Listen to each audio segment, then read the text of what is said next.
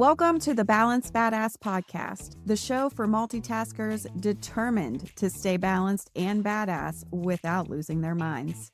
Every week, we help you manage your overflowing calendar and household, making sure you still have time to breathe, laugh, and savor that much-needed glass of wine at the end of the day. Think of this podcast as your weekly dose of practical advice, humor, and tough love, just like catching up with a friend who really gets it. I'm Tara Kermit, your personal growth coach, helping you handle how was your day without a meltdown. Now let's get into today's episode.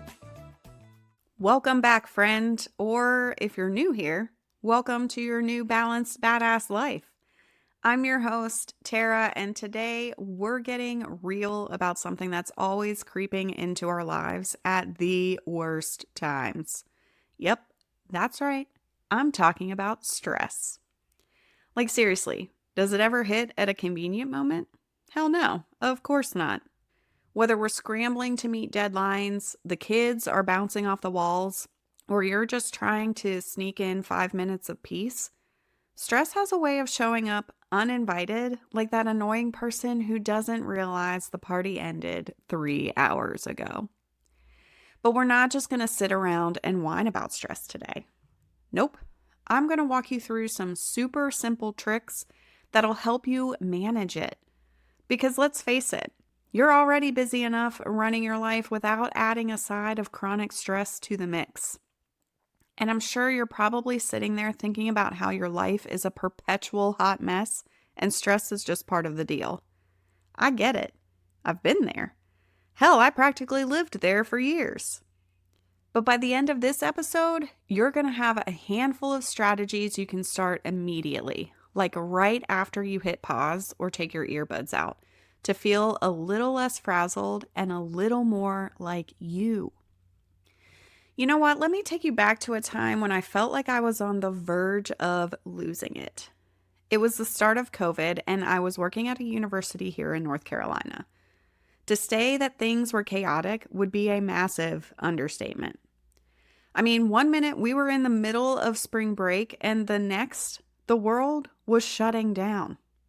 There was no roadmap, no set of instructions on how to deal with a global pandemic, and certainly no guide for how to keep a university functioning when everything was suddenly thrown into disarray. Nobody knew what was going on, least of all me. My staff and students were looking to me for answers that I did not have. I'd get bombarded with questions like, when are we coming back? Is campus going to close? What about our jobs? Our scholarships? Our housing? I was being asked to be the rock in a rapidly shifting situation, and all I could do was shrug and say, I don't know. I think I said I don't know more times during that little moment than I have in my entire life. And it was beyond frustrating because I'm a fixer and I felt totally powerless. And let me tell you, there's nothing more frustrating for a fixer than not being able to fix a damn thing. I'm a planner, an organizer. I thrive on having a game plan. But in those early days of the pandemic, there were no plans to be made, only reactions to ever-changing circumstances. Hell, I'd be in the middle of writing an email to reassure everyone, and by the time I was about to hit send, the information had changed. Again. It was maddening. And on top of that, I volunteered to help in the call center we set up to handle the flood of questions coming in from parents, students, and staff. So there I was, trying to explain to anxious parents why their kids were being sent home, to students why their internships were suddenly in limbo, and to my team why we were being told to pivot every 15 minutes.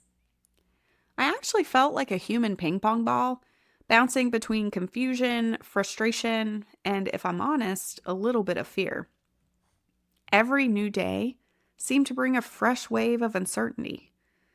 I remember actually standing in my kitchen, scrolling through the news, seeing numbers go up and up. Cases, deaths, infections, while trying to keep a steady face for my team. I was on the brink of tears, thinking, is this really happening? Are we going to be okay? How the hell do I reassure my staff and students when I can barely reassure myself? I was trying to keep it together, but there were moments when I'd find myself clutching my one sad pack of toilet paper in the grocery store like it was the holy grail, and wondering how on earth I was going to explain this to anyone when I didn't even understand what was happening myself. And don't even get me started on the wine situation, okay? At one point, I was legit Googling if wine was considered an essential item because I was about 2 bottles away from a full blown meltdown. And the idea of being stuck at home without a glass of wine to unwind was almost more than I could bear. It felt like a bad joke that just wouldn't end. I was supposed to be the calm, collected leader, but inside I was just as scared and confused as everyone else. It was like being in the eye of a hurricane. Everything around me was spinning out of control, and I was trying to project calm while feeling anything but that. The whole situation felt surreal, like we were living in some dystopian novel where each chapter got more bizarre and unsettling. One day, I was attending meetings and planning events for the semester, and the next, I was trying to figure out how to pivot our entire event calendar to virtual events overnight, while also learning new terms like social distancing and flatten the curve that I'd never even heard a week before. I'd get home after those long days at the call center and feel completely drained. I'd stand in the shower for what felt like hours, just letting the water wash over me, trying to decompress and process everything that had happened, knowing I'd have to wake up and do it all over again the next day. There was just like a constant low-level hum of anxiety in my chest that wouldn't go away. It felt like I was bracing myself for impact every second of every day. And that's when I knew I had to find a way to get a grip on my stress before it swallowed me whole. And let me tell you, it almost did. That's the thing about stress. It doesn't just knock politely on your door. It fucking busts in like it owns the place and makes itself comfortable. So let's talk about what's really going on in your body when it's stressed out. You know that feeling when your heart is racing, your palms are sweaty, and your brain is spiraling into a worst-case scenario tornado? That's your fight or flight response kicking in. It's your brain's way of saying danger ahead. It's a great system when you're facing a saber-toothed tiger, but not so helpful when your biggest threat is an overflowing inbox. When you're in that state, your body releases cortisol, the stress hormone. In small doses, cortisol is actually good. It keeps you alert and focused. But when you're constantly stressed, those cortisol levels shoot through the roof, and that's when the trouble starts.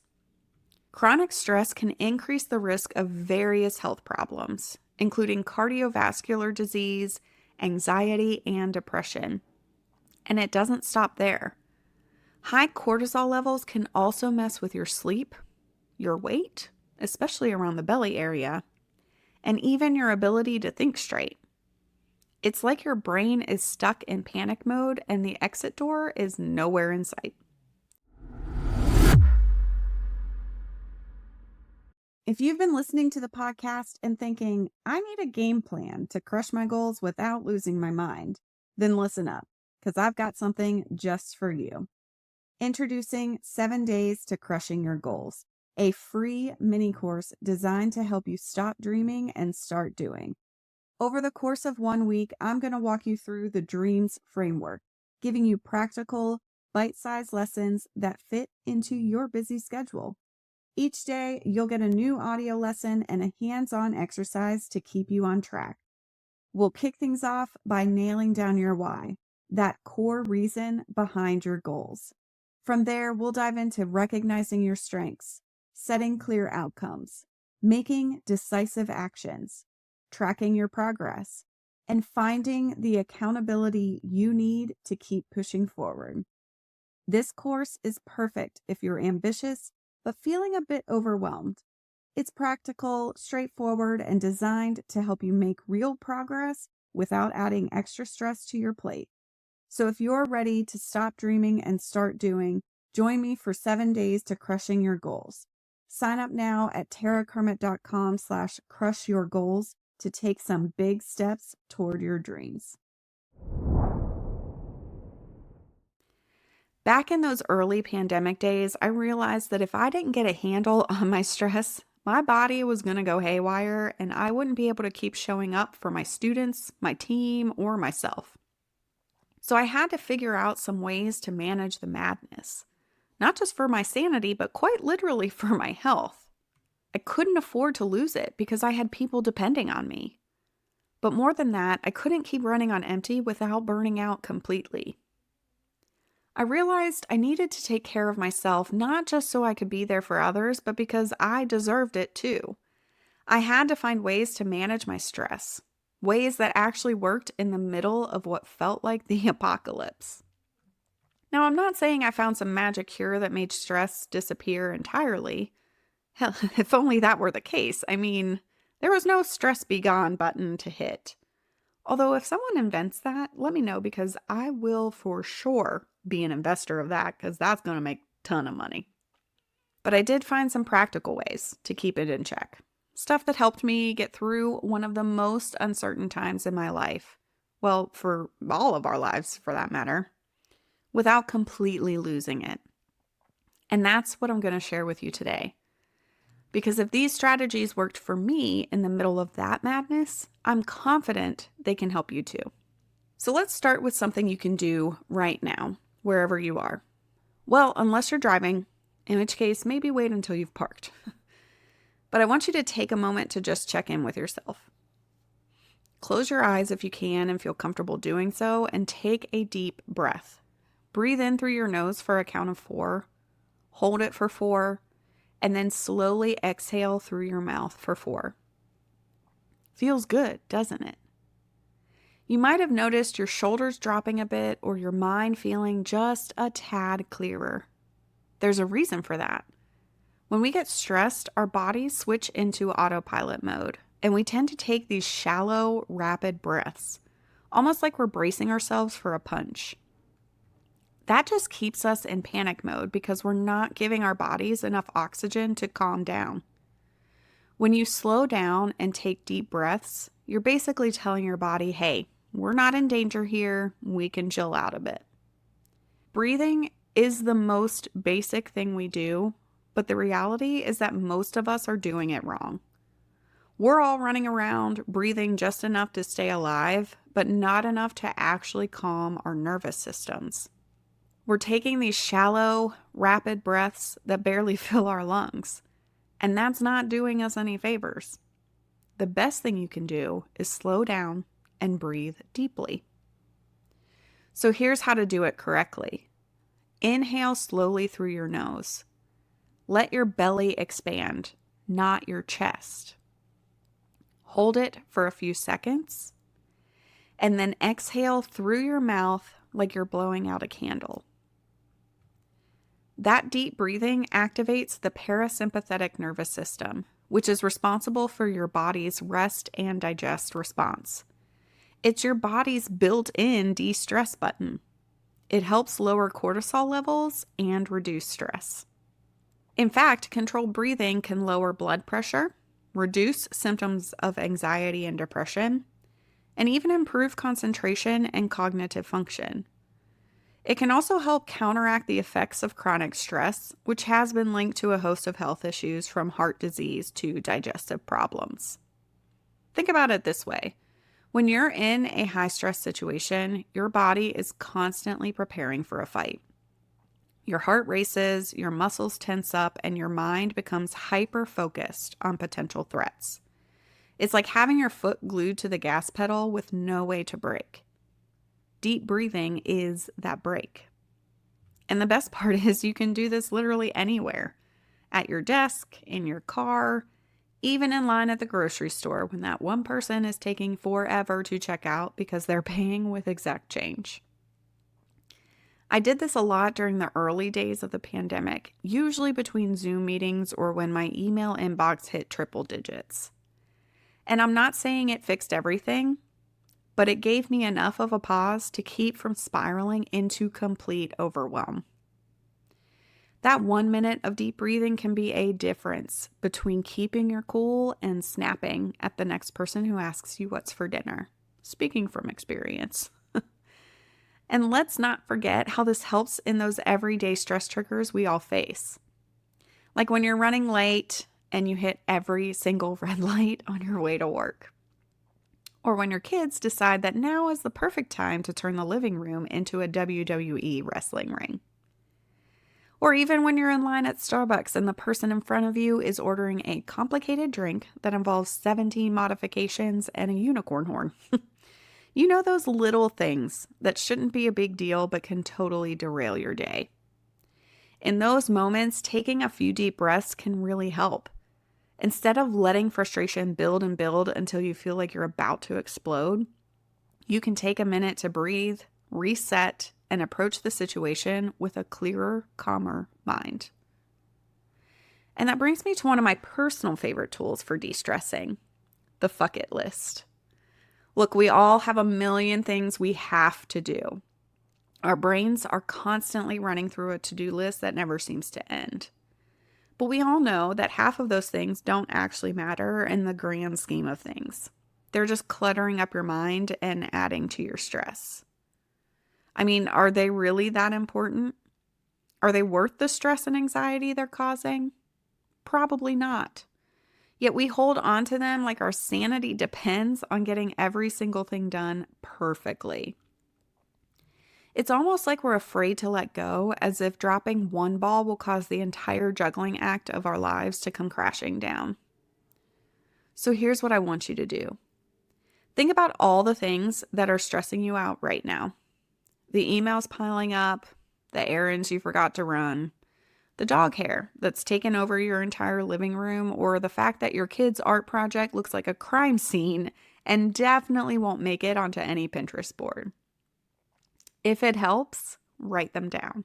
Get them out of your head and onto paper where you can see them. Now go through that list and ask yourself this very important question. Will this matter in a week, a month, a year? If the answer is no, guess what? Put it on your fuck it list and let it go. There's a psychological principle called the Zeigarnik effect, which basically means that unfinished tasks can cause intrusive thoughts and stress. By consciously deciding which tasks to let go of, you're reducing cognitive load and freeing up mental space for what really matters. There's no point in using up your precious mental energy on things that don't actually matter in the long run. I know it's hard to let go. I get it. We're so conditioned to think that being busy means being productive, but sometimes being busy just means being stressed. It's like we're addicted to this idea that unless we're doing 50 different things at once, we're not doing enough. But I promise you, your life won't fall apart if you let some non-essentials slide.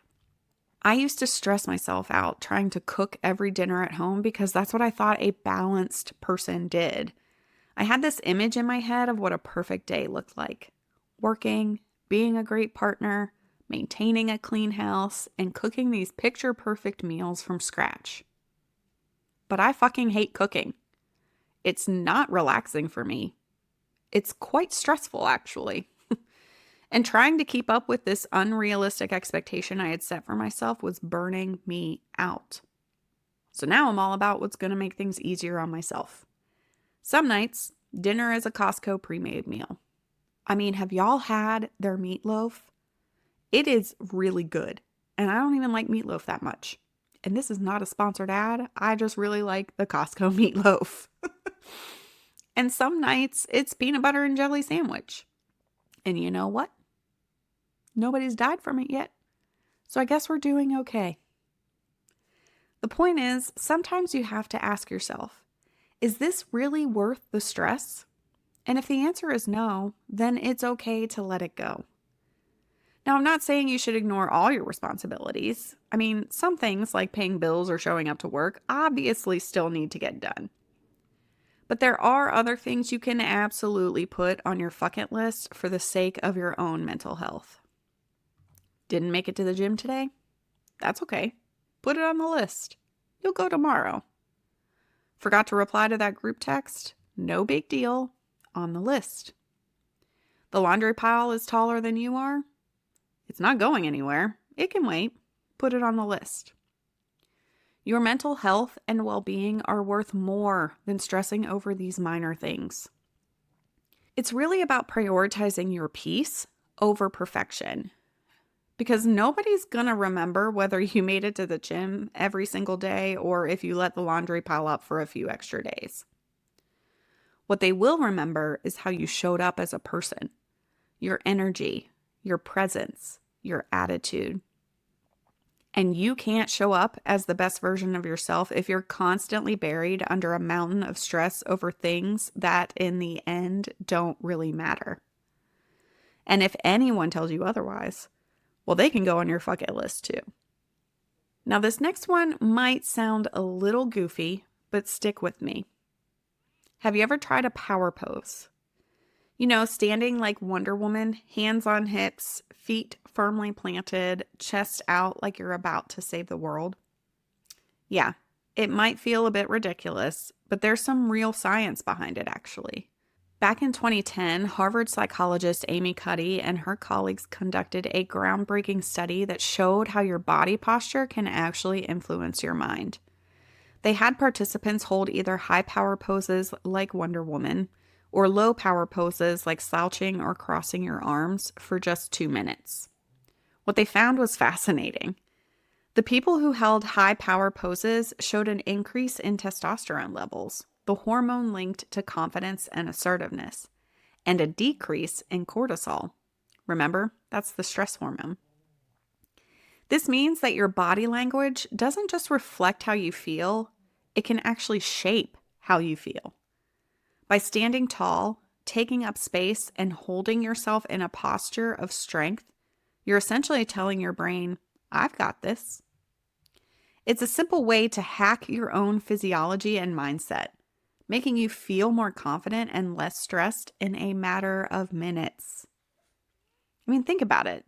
We've all had those moments where we're about to walk into a big meeting, give a presentation, or have a difficult conversation, and suddenly our confidence tanks. Our shoulders slump, we look down, and we start immediately doubting ourselves. It's like our body is physically shrinking to match that sinking feeling inside. But when you strike a power pose, you're flipping that script. You're saying, nope, I'm here, I'm strong, and I'm ready.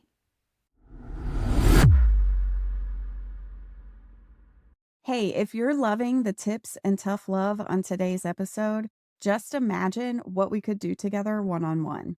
My one-on-one coaching services are designed to give you personalized guidance tailored to your life and goals, whether that's managing stress, setting boundaries, or just figuring out how to make it through the day without a meltdown. Together, we'll create a plan that fits your busy schedule and helps you stay balanced and, yep, you guessed it, badass. Your first 30-minute session is on me, so head over to tarakermit.com to get started. It's time to make some real change happen, my friend. Now let's get back to the show. And actually, studies have shown that people who practice power poses before stressful situations perform better. They're more likely to speak clearly, assertively, and persuasively. Why? Because they're not stuck in the stress response. Their bodies are in a state that supports calm, confident thinking. And here's where it gets even more interesting. Your body language doesn't just affect you. It affects the people around you too. When you walk into a room with a strong, confident posture, people are more likely to perceive you as competent, capable, and in control. They're more likely to listen to what you have to say, take your ideas seriously, and respond positively to your presence. It's like a ripple effect of confidence. In fact, another study published in Psychological Science found that people who adopted expansive, open postures before job interviews were rated more highly and were more likely to be hired than those who held more closed, contracted postures. These candidates didn't just look more confident, they felt more confident, and it showed in how they presented themselves. So the next time you're about to go into a big meeting, negotiate a raise, or you just need to feel a little more like a badass, find a private spot and strike that power pose. I'm not saying you should do this in the middle of a crowded office unless you want to give your coworker something to talk about, but maybe sneak into the bathroom, find an empty conference room, or even do it in your car before you head inside. I swear you'll feel like you can take on anything that comes your way because sometimes standing like a badass is the first step to feeling like one. And another quick fix? Just move. And no, I'm not telling you to suddenly drop everything and hit the gym for an hour because let's be real, we don't always have time for that. I'm talking about taking just a few minutes to move your body. It doesn't have to be anything fancy or structured. You don't need a plan, a playlist, or even a pair of workout leggings. Just get up and move. When stress builds up, it can feel like your body is a pressure cooker about to explode. All that tension, frustration, and anxiety gets stored up in your muscles, making you feel like you're carrying the weight of the world on your shoulders, literally. But sometimes all it takes is a little walk around the block, or even around your house, to get those feel-good endorphins to kick in and release that pressure. I mean, studies show that physical movement can reduce stress in a matter of minutes. But I don't need to tell you that because you've felt it before, right? The relief of just walking it out for a few minutes when everything feels too overwhelming. And it's not just about the endorphins. Movement also helps to regulate your breathing and heart rate, which can get out of whack when you're stressed. It increases blood flow to your brain, helping you think more clearly and break out of that foggy, overwhelmed feeling. It helps shake off that stagnant energy and get you out of your head and back into your body, even if it's just for a few minutes. And you don't have to go for a run or do a hardcore workout to get these benefits. Sometimes it's just about changing your environment and getting your body moving in a way that feels good for you. Take a stroll around your house, do some gentle stretches, or even just shake out your arms and legs. There's something incredibly freeing about letting your body move without any agenda or pressure. I mean, think about those moments when you're stuck in back-to-back Zoom meetings, staring at the screen until your eyes feel like they're going to fall out of your head. You start to feel restless. Your back hurts. And your brain probably feels like it's turned into mush. That's your body screaming for a break. Instead of powering through, give yourself permission to step away from the computer, even if it's just for a few minutes. Walk to the bathroom, do a lap around your building, or even step outside and take a few deep breaths. One of my favorite things to do when I'm feeling particularly stressed or overwhelmed is what I like to call a mindful walk. I leave my phone behind or at least put it on silent in my pocket and I just walk. I focus on the sensation of my feet hitting the ground, the rhythm of my breath, the feel of the wind on my face. It's not about getting anywhere in particular or even about the exercise. It's about being present and giving my mind and body a chance to just reset. And honestly, some of my best ideas and breakthroughs have come during these walks because I'm giving my brain permission to stop spinning its wheels and just be for a while. And if you're stuck inside and can't go for a walk, no problem. Try doing some easy stretches at your desk. Reach your arms overhead. Roll your shoulders a few times. Twist gently from side to side to give your back a little stretch. Or try some simple yoga poses like child's pose or downward dog. These movements help release tension in your muscles and give your mind a chance to focus on something other than whatever's stressing you out. So the next time you feel stress building up, instead of reaching for your phone or grabbing another cup of coffee, try moving your body instead. Okay, I've got one more trick up my sleeve, and this one's called the 5-4-3-2-1 grounding technique. It's great for those moments when you're really spiraling and need to pull yourself back into the present. You know, those times when your mind is racing faster than you can keep up and you're caught in a loop of anxious thoughts. Maybe you're dwelling on something that happened last week, or you're worrying about a meeting tomorrow, or your brain is playing out every possible worst-case scenario in vivid Technicolor detail. That's when this technique works its magic. And it's such a simple process, but it really does almost feel like magic when you're caught in that anxious whirlwind. Here's how it works. Start by looking around and naming 5 things you can see. This step shifts your attention away from the chaos in your mind and brings you back to your immediate environment. It's the first step in reclaiming control over your thoughts.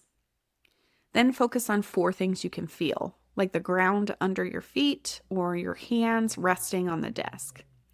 This is about tuning into the physical sensations around you. When we're stressed, we tend to disconnect from our bodies, getting lost in the labyrinth of our thoughts. This step helps reestablish that mind-body connection, anchoring you in the present moment. Next, listen for 3 things you can hear, like the hum of your computer, or even just the sound of your breathing. Or for me, sometimes it's the snoring dog behind me. By focusing on the actual sounds around you, you're creating a mental pause button, a chance to mute that relentless internal chatter going on in your mind. Now take a deep breath. You remember how to do that properly now, right? And identify 2 things you can smell. Hopefully, something pleasant. Maybe it's the scent of your morning coffee lingering in the air, the faint fragrance of a candle, or even the familiar smell of your office or home. Our sense of smell is deeply connected to our memories and emotions. By tuning into it, you're giving your mind a moment to shift away from anxiety and towards something more tangible and grounding. And finally, think of one thing you can taste, even if it's just the lingering flavor of your last cup of coffee or maybe a piece of gum. This step is often the trickiest because taste isn't always readily available. It's not about the taste itself, really. It's about drawing your attention to a very specific sensory detail, which helps anchor you further into the present. This technique is based on a form of mindfulness grounding, which is designed to interrupt the cycle of stress and anxiety, pulling your focus away from whatever's freaking you out and back into the here and now. Mindfulness practices like this one can significantly reduce symptoms of anxiety and improve emotional regulation. When you're in a heightened state of anxiety, your brain's amygdala, the part responsible for your fight or flight response, is in overdrive. It's like your internal alarm system is going off even when there's no real threat. The 5-4-3-2-1 method helps activate your prefrontal cortex, the rational part of your brain that can soothe the amygdala and say, hey, we're safe right now. We don't need to panic. By engaging your senses, you're effectively flipping the switch from emotional reactivity to calm, logical thinking. I used this technique a lot during those early COVID days, especially when everything felt like it was spinning out of control. It helped me stay present and focused instead of getting lost in a sea of what ifs and worst case scenarios. It doesn't make the stress disappear necessarily, but it gives you a lifeline, a way to pull yourself back when you're being swept away by the current of your own thoughts. And the best part is you can use it anywhere, anytime. Nobody even has to know you're doing it. It's like having a secret superpower you can pull out whenever you need to hit pause on your anxiety and get back to the present moment. So here's the deal. Stress is always going to be there, lurking in the background. It's just a fact of life. We're not going to eliminate it entirely, and frankly, you wouldn't want to. A little stress can be a good thing. It keeps us on our toes, pushes us to meet deadlines, and helps us grow. Think about it. If we were completely stress-free all the time, we'd probably get a lot less done, and life would be pretty boring. Stress isn't inherently bad. It's how we handle it that makes all the difference. The trick is learning how to manage it so it doesn't take over your life. Because when stress is calling the shots, it impacts everything. Your sleep, your relationships, your productivity, your health. The best part about the strategies I shared with you today is that they're simple, effective, and you can start using any of them right now. You don't need special equipment, a perfect environment, or a 30-day challenge to see results. And you definitely don't need to wait for a crisis to start implementing these tools. In fact, the more you practice them in your everyday life, the more natural they become and the better equipped you'll be to handle whatever life throws at you. I hope you'll at least try one of these techniques this week to see what happens. And I truly hope you'll be surprised at how much of a difference even a small change can make. The goal is to have a toolbox of strategies you can turn to when things get tough, so you can handle stress with more ease and grace and still show up as your best self, even when life is throwing curveballs. And if you do try one of these techniques, I'd love to hear about it. Send me a DM on Instagram to share your experience, what worked for you, and even what didn't. And hey, if you have a minute, leave a positive review. It's not just for me, though I won't lie. It does make my day to hear your feedback. But it helps more stressed out multitaskers find the show and join our little crew of balanced badasses.